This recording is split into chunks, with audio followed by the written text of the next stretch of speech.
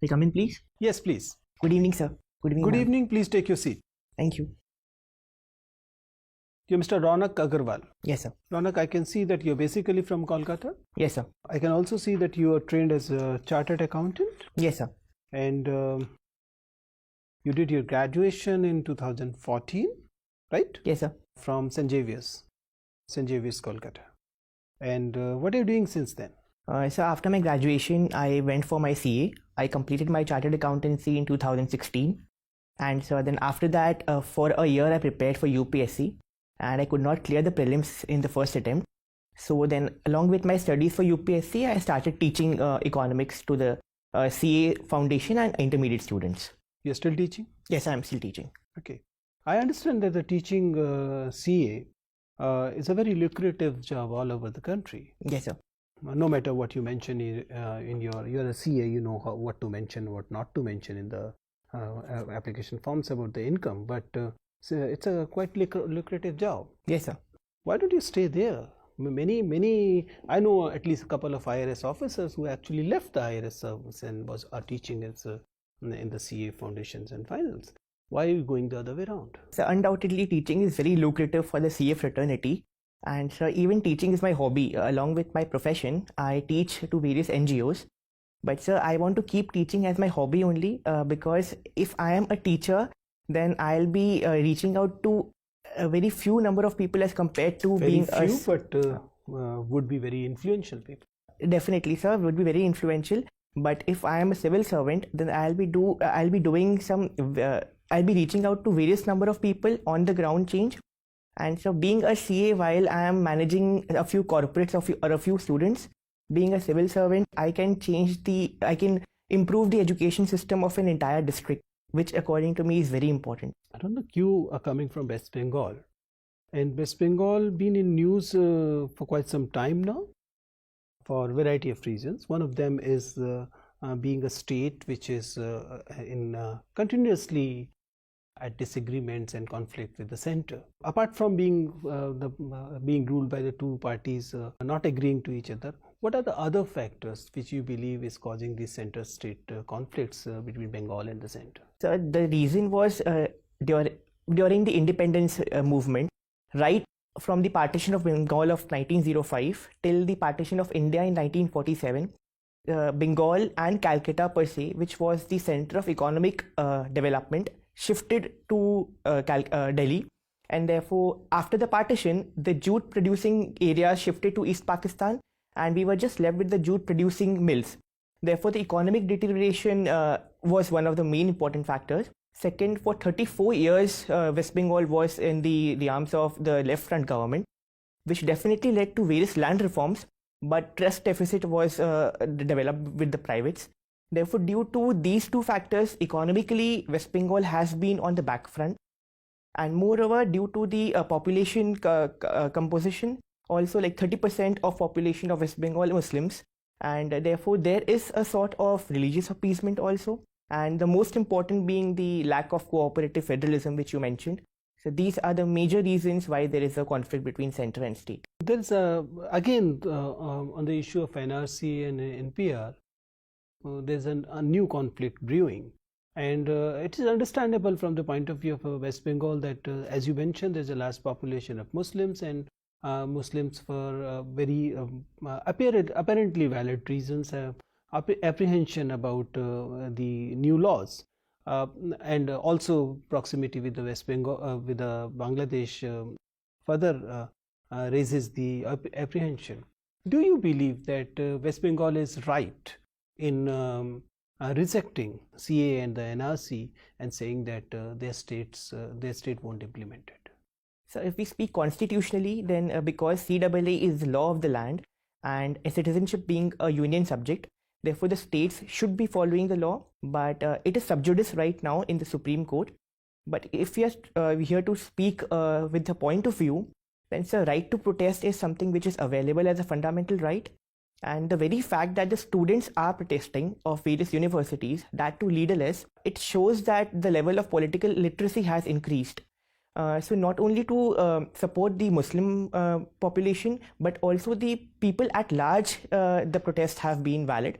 And not only in West Bengal, but also all over India, these protests are there. India being revered as the secular nation in all over the world, this is a very sensitive issue. Consider the situation that you are a DM in a district and you get these two conflicting instructions, one from the center, and you are an All India service officer, and the state, and both have some control over your service, right? And you have to take a call here. State government is asking you to find ways to constitutionally scuttle implementation of CA without going against the law, and the center is saying to find ways to ignore the directions of the state and do it. How will you manage such conflicts? So if I am a DM, then in that case, I am more on the execution front. Therefore, since the legislation has already been enacted, I'll be looking for damage control, whatever has been done. So first of all, the misinformation which is spreading with the linking of CAA and NRC, that needs to be cleared.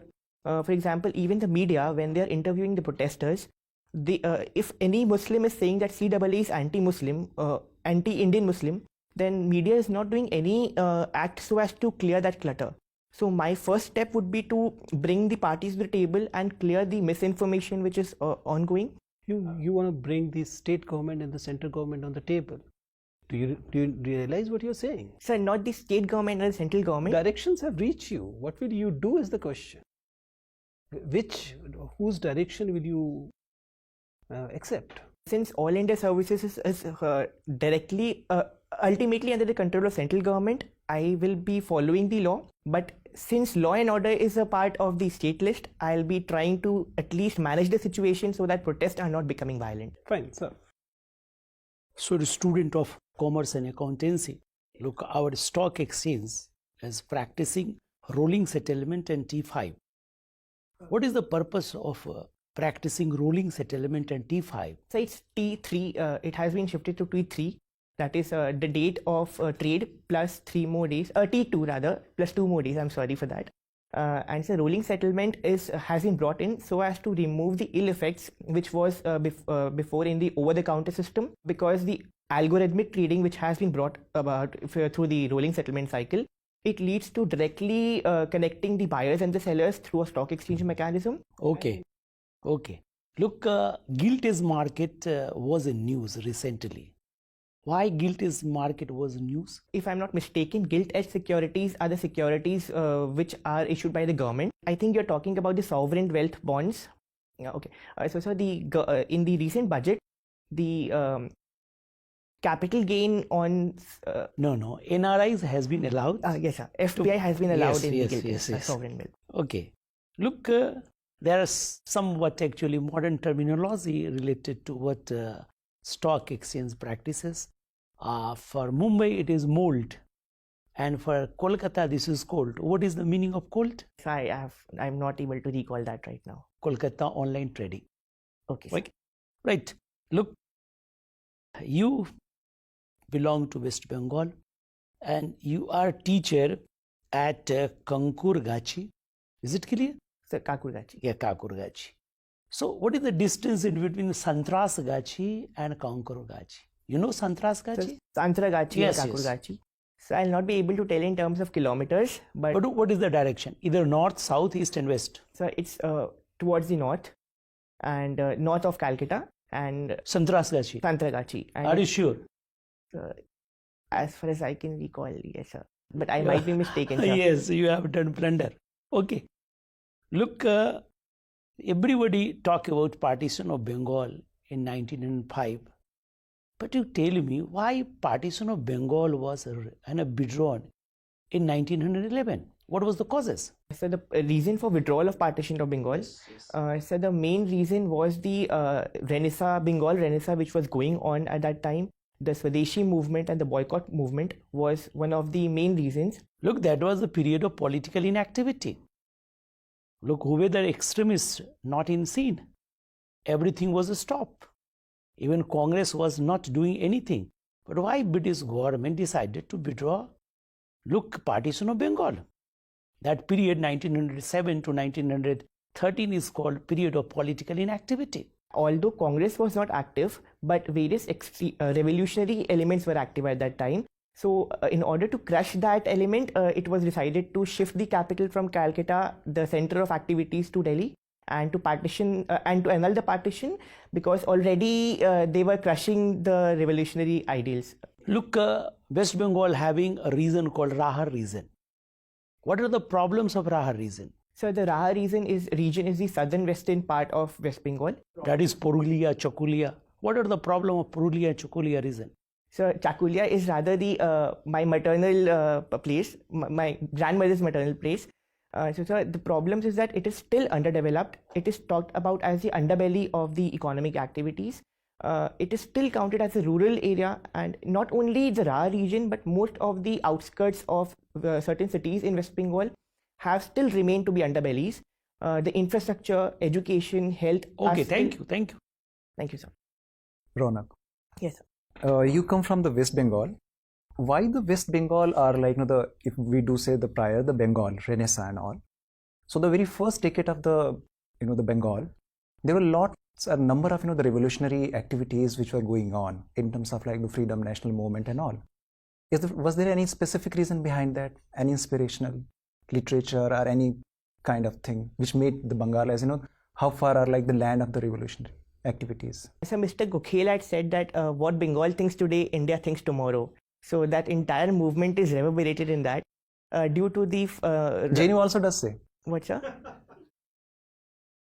It's not still relevant today, but it was relevant in those times. Right. The seed of independence movement was sown in Bengal soil due to the impact of Raja Ram Mohan Roy, the father of Indian Renaissance, the impact of Rabindranath Tagore.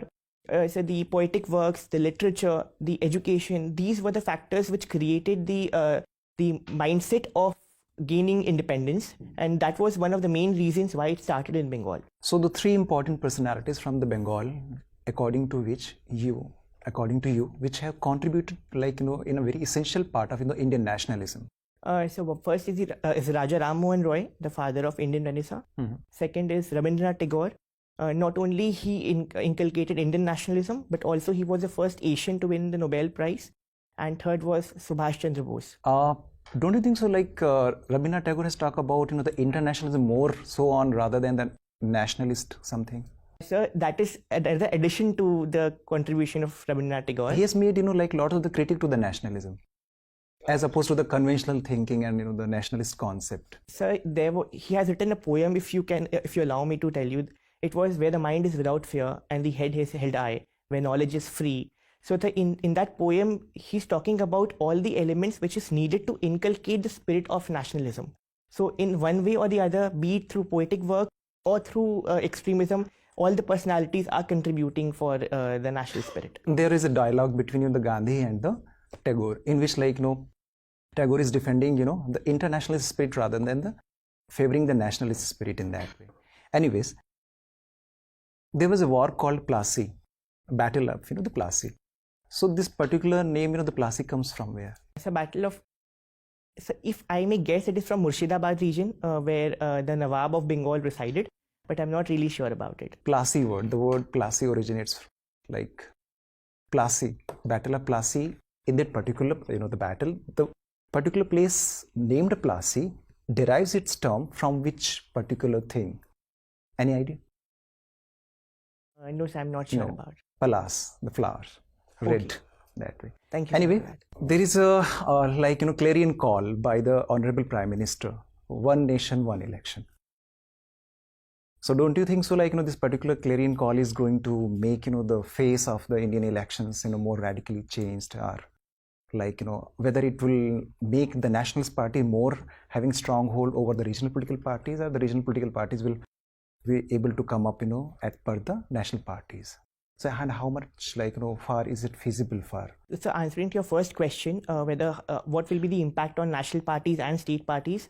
So, due to the low level of political literacy overall in India, if we are shifting to one nation, one election instantly, there might be clashes of views wherein they might not be able to differentiate between the two.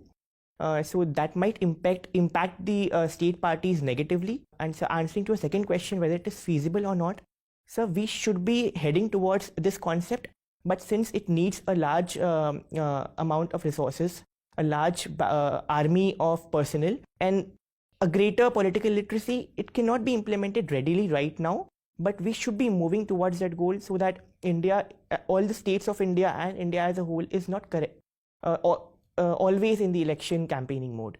Right. India is a nation. Our nation state, like what? So I couldn't get your question. Okay, fine. India is to be termed as a nation, or whether it is nation state? Or is there any difference between the nation and the nation state? So I do not know about that. So sorry for that. All right. Yes. Ronak, Bengal is famous for its Sundarbans. Can you tell me in how many lists is Sundarbans added, and what are the various designations that Sundarban has received from Government of India? Ma'am, it is one of the UNESCO World Heritage Sites, and recently it was included in the Ramsar Convention as well. Okay, and in Government of India's designations, is it a biosphere reserve, national park? What is it? Ma'am, it is a biosphere reserve, and there are various national parks within Sundarbans. I'm not able to recall the names of the national parks right now, but Okay, which is the identifying species in Sundarbans? What is it identified with? ma'am, the Sundri trees, which is the mangrove vegetation, along with the Royal Bengal tiger. Okay, can you give me the conservation status of Royal Bengal tiger? Ma'am, it is endangered species. And in Wildlife Schedule of India? Schedule 1. Okay, and it's recently told that Bengal tiger is soon facing the threat of extinction, and it's the reason is bigger than just poaching or encroachment. Can you tell me what is the reason? Ma'am, the habitat destruction is the main reason for the endangerment of tigers, because while we are reclaiming the wetlands and shifting towards urbanization, the habitat which is needed for Royal Bengal tiger is shrinking, and that is one of the main reasons. Does it have anything to do with rising sea levels or rising siltation? Yes, and that is another one of the reasons, because Sundarbans lies in South 24 Parganas, just at the Bay of Bengal level. Therefore, due to climate change and rise of sea level, it is under threat of inundation as well. Okay. When we look at all the metropolitan cities of India, the Kolkata comes across as the most congested city, and it looks like the city has left its glory long time back. You know, there is nothing about the modernism of Kolkata as compared to the newer cities in India. Why does it look like that? Why Kolkata is not, feeling youthful? Why it looks like a old era? Ma'am, even Rajiv Gandhi had said that Kolkata is a dying city. The main reason was because the economic activities which I mentioned before regarding Bengal, they shifted from Calcutta to Delhi. And second, although the entire urbanization of India began from Calcutta, but the governments did not do much to equip it according to 21st century requirements.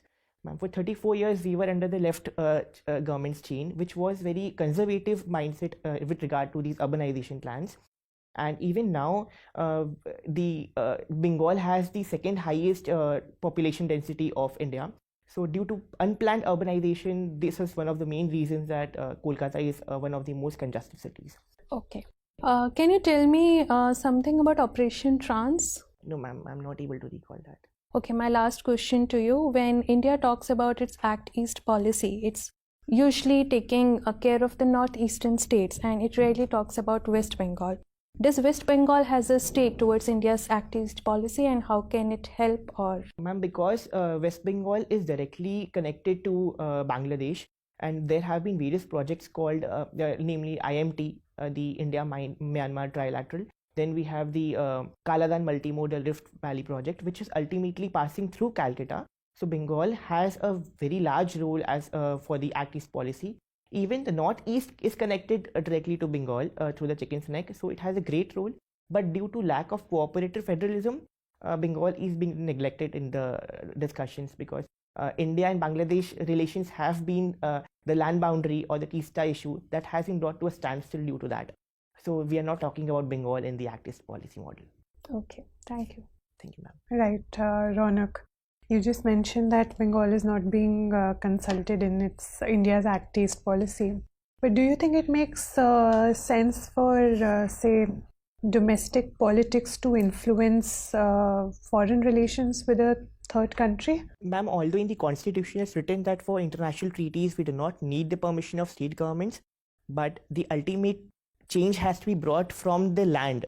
Even if laws are being made at the center, the connection, the people exchange, trade will ultimately take from Bengal as a state.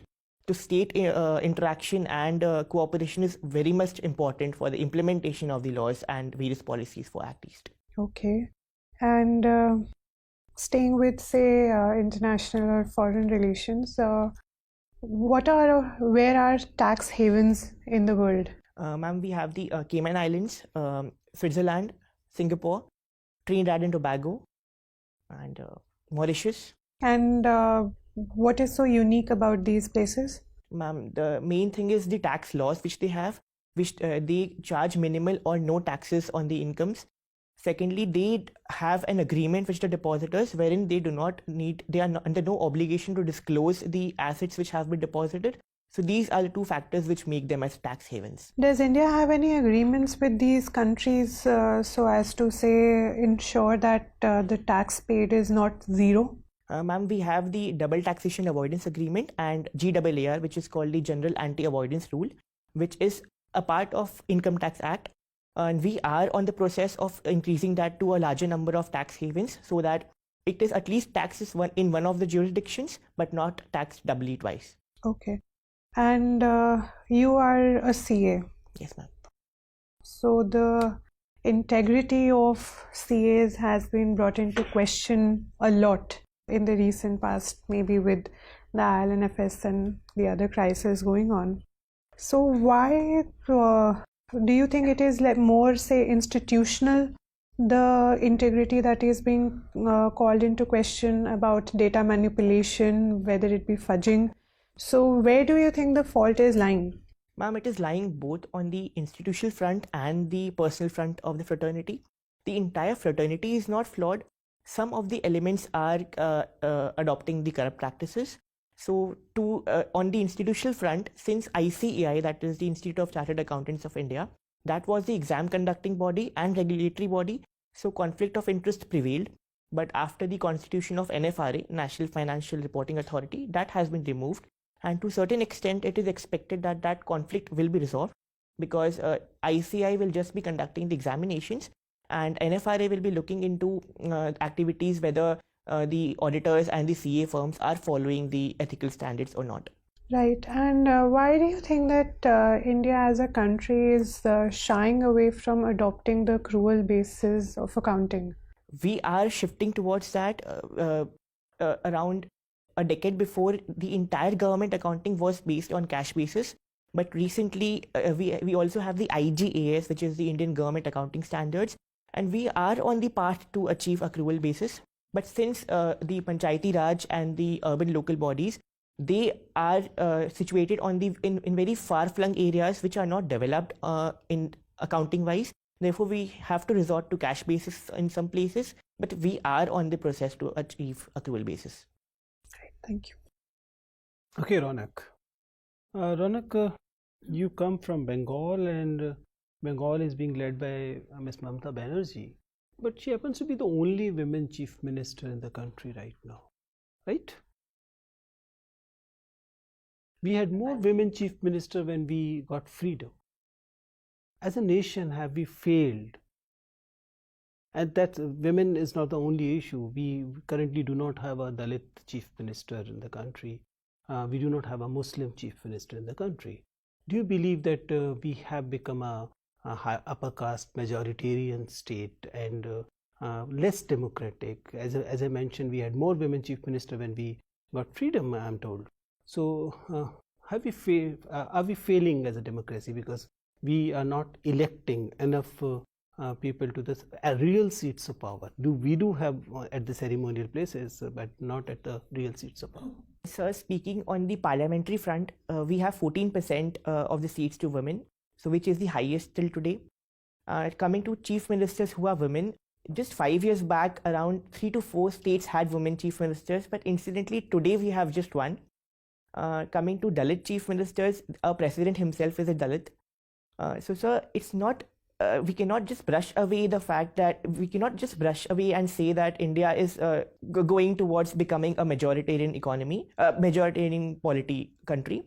But sir, even in the New Year address, President had told that India needs to become a more compassionate society. Therein, the direct reference to reach towards inclusive growth and to all the caste, class, and gender inclusivity. So, sir, it's not that we have totally shunned away from that, but we are on that process. There are ups and downs in the entire scenario, but we are on the line to achieve that. Fine, Ronak. It was nice talking to you. You can leave now. Thank you so much, sir. Thank you, sir. Thank you, sir. Thank you, ma'am. Thank you, ma'am.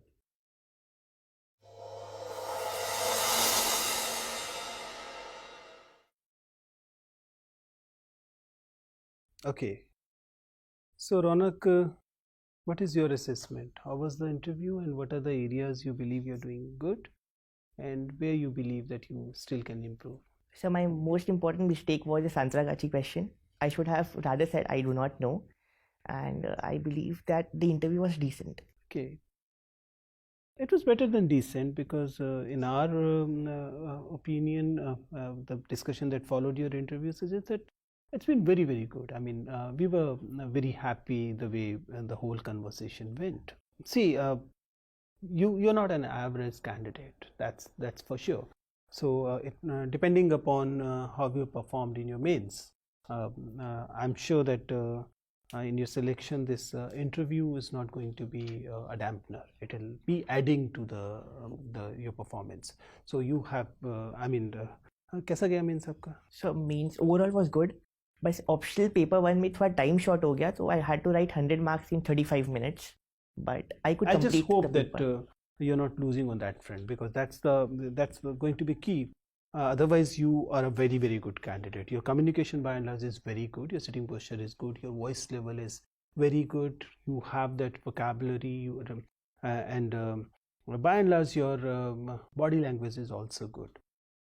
I don't know whether you can control or not, but there's a little more neck and head movement. But if that is part of, we teachers suffer with this, but if that is part of your personality and you cannot change it, ignore it, don't worry.